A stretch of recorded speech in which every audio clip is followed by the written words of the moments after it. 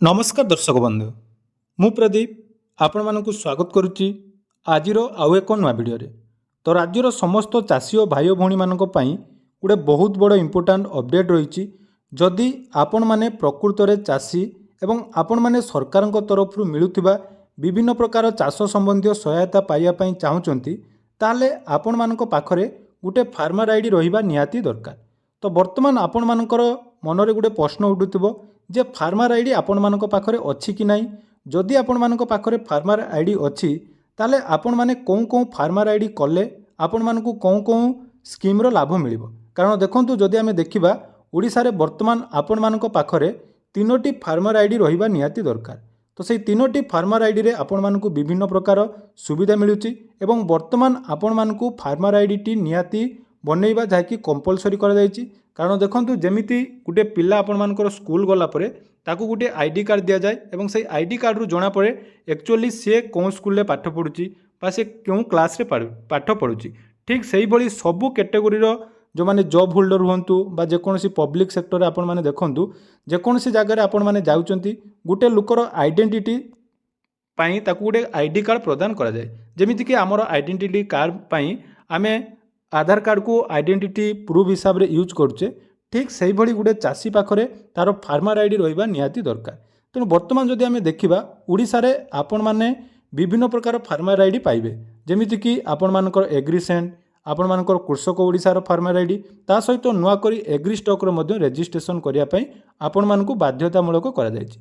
तेणु सब बेले आपण माने कन्फ्यूजन ले रहउथिबे जे फार्मर आईडी आपण माने जोटा कि तयारी करिया पई चाहउचंती ताले कौन फार्मर आईडी बनैले आपण मानकु बेसी बेनिफिट हबो।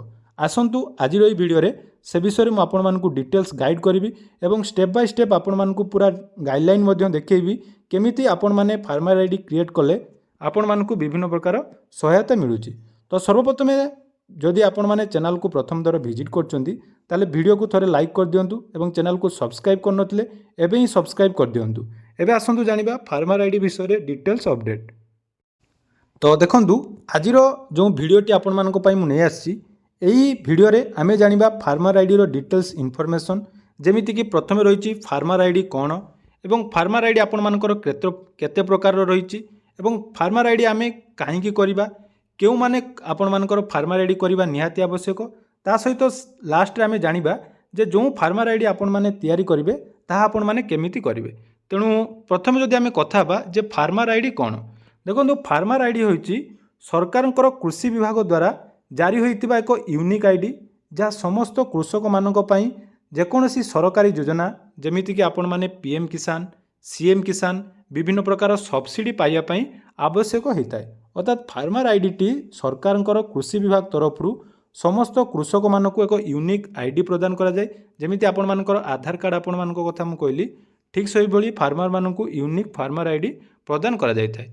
तो वर्तमान जानिबा जे फार्मर आईडी वर्तमान केते प्रकार रही।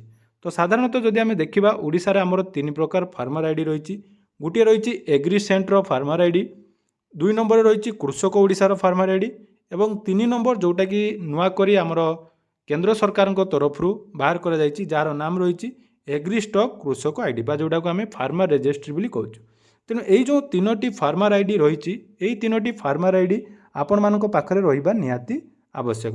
तो ये तीनोटी फार्मर आईडी रे विभिन्न प्रकार जहाँकि आपण मानकु सुविधा मिलुची। जदि भी आपण मानक पाखरे या मध्यरु कोनोसी भी आईडी नाही बा गुटे भी आईडी आपण माने करि नांती ताले आपण माने सेही आईडी रे मिलुथुवा बेनिफिट पाई परिबे नाही। एबे आसंतु जानिबा जे फार्मर आईडी आमे काहेकि करिबा अर्थात फार्मर आईडी करिबा द्वारा आमकु कोन सुविधा मिलताय। तो जदि आमे देखिबा ओडिसा रो कृषक मानक पई एहा एक यूनिक आइडेंटिफिकेशन नंबर जहाँ सरकारी योजना एवं सेवा पाइबा पई सहज होता है। यार प्रमुख व्यवहार गुड़िक है जमीती कि सब्सिडी पाइबा पई। तो आपण माने जानिथिबे सरकार तरफ आपण मानकु सार कीटनाशक कृषि जंत्रपाति जमीती कि आपण माने ट्रैक्टर पंपसेट इत्यादि उपरे सब्सिडी पाइबा पई सरकार तरफ जो डीबीटी प्रदान करा जाए तो सेटा पाइबा पई हेले आपण मानक पाखरे फार्मर आईडी रहिबा निहाती आवश्यक।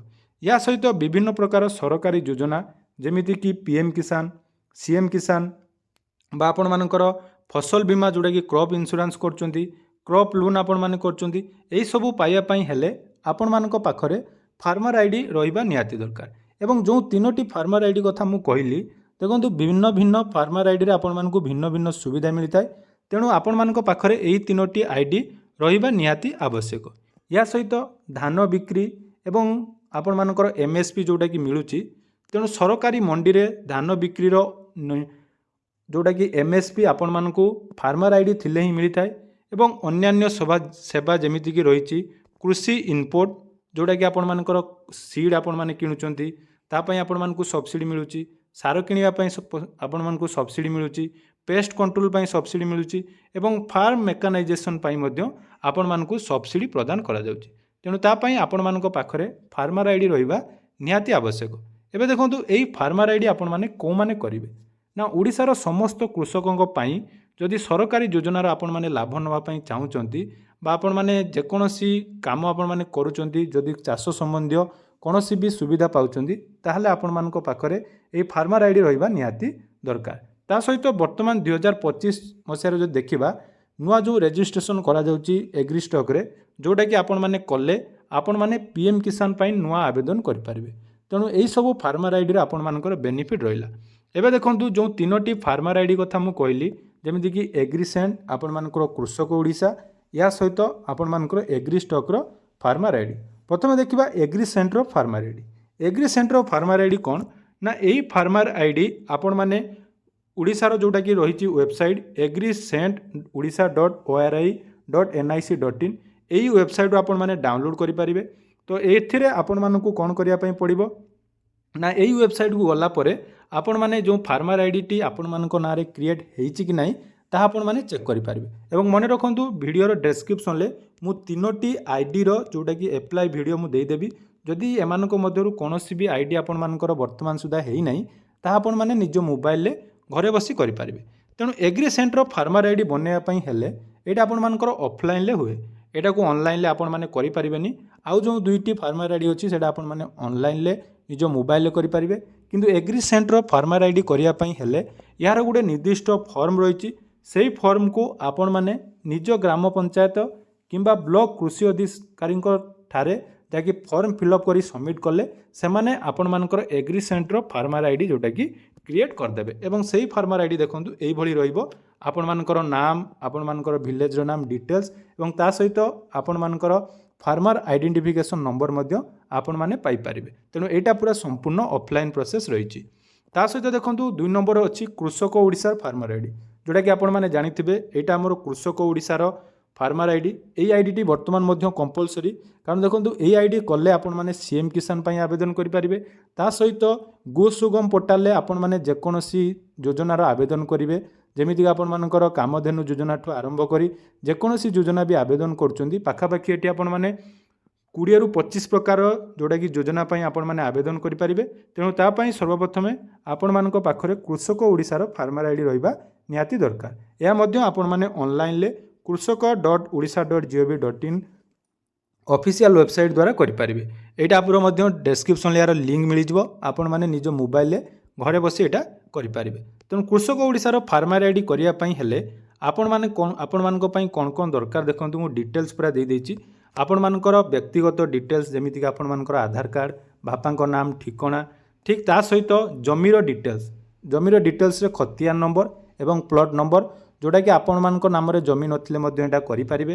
ତା ସହିତ ବ୍ୟାଙ୍କ ଆକାଉଣ୍ଟ, ଆପଣମାନଙ୍କର ଲ୍ୟାଣ୍ଡର ଡିଟେଲ୍ସ, ଫସଲର ଡିଟେଲ୍ସ, ତା ସହିତ ଆଧାର କାର୍ଡ଼, ଜମି ପଟ୍ଟାର ROR, ବ୍ୟାଙ୍କ ପାସବୁକ୍ ଦେଇ ଆପଣମାନେ ସବମିଟ୍ କଲେ ଆପଣମାନଙ୍କର ରେଜିଷ୍ଟ୍ରେସନ୍ ସକ୍ସେସଫୁଲ୍ ହେଇଯିବ। ଏଇଟା ଗଲା କୃଷକ ଓଡ଼ିଶାର ରେଜିଷ୍ଟ୍ରେସନ୍। ଏବେ ଦେଖନ୍ତୁ ଆଉ ଗୋଟେ ଯେଉଁଟାକି ଏଗ୍ରିସେଣ୍ଟରେ ନୂଆ କରି ଆସିଛି, ଯେଉଁଟାକି ଆପଣମାନଙ୍କ ପାଖରେ ନିହାତି ରହିବା ଦରକାର। ଆପଣମାନେ ଆଗକୁ PM କିଷାନ ଏବଂ CM କିଷାନର ଟଙ୍କା ପାଇବା ପାଇଁ ହେଲେ ବର୍ତ୍ତମାନ କୃଷକ ରେଜିଷ୍ଟ୍ରି ଆଇଡି କରିବା ନିହାତି ଆବଶ୍ୟକ, ଯେଉଁଟାକି ଡିଜିଟାଲି ଆମ କେନ୍ଦ୍ର ସରକାରଙ୍କ ତରଫରୁ ଆପଣମାନେ କରିବା ନିହାତି ଆବଶ୍ୟକ।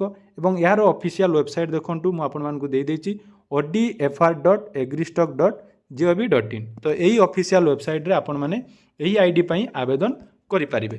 ତ ଏହି ଆଇଡି ଆବେଦନ କରିବା ପାଇଁ ଆପଣମାନଙ୍କର 3ଟି ଅପସନ୍ ରହିଛି। ଗୋଟିଏ ଆପଣମାନେ ସେଲ୍ଫ ରେଜିଷ୍ଟ୍ରେସନ୍ କରିପାରିବେ, ନହେଲେ ଆପଣମାନଙ୍କ ନିକଟସ୍ଥ CSC ସେଣ୍ଟର, ମୋ ସେବା କେନ୍ଦ୍ର କିମ୍ବା ଆପଣମାନଙ୍କର ଭିଲେଜ ଏଗ୍ରିକଲଚର ୱାର୍କର ଯେଉଁମାନେ ରହିଛନ୍ତି ତାଙ୍କ ପାଖରେ ଆପଣମାନେ ଏହି ଆଇଡି କରିପାରିବେ। ତେଣୁ ଏହି 3ଟି ଆଇଡି ଆପଣମାନଙ୍କ ପାଖରେ ରହିବା ନିହାତି ଦରକାର। जदि आपण पाखरे यही 3टी आईडी गोटे भी आईडी नहीं ताहले आपण माने जल्दी जल्दी यही आईडी क्रिएट करंतु एवं परवर्ती समय यही आईडी रे मिलुथु आपण माने सहायता जोटा कि पाई परिबे। तेणु वीडियोटी केमिति लागिला आपण माने निहाती कमेंट सेक्शन में जनइबे एवं आपण मानक पाखरे जदि आईडी नहीं ताले निजे केमिति आईडी आवेदन करिवे डिस्क्रिप्शन ले सब वीडियो रो लिंक दे देबी आपण माने ताहा देखि आवेदन करि परिबे।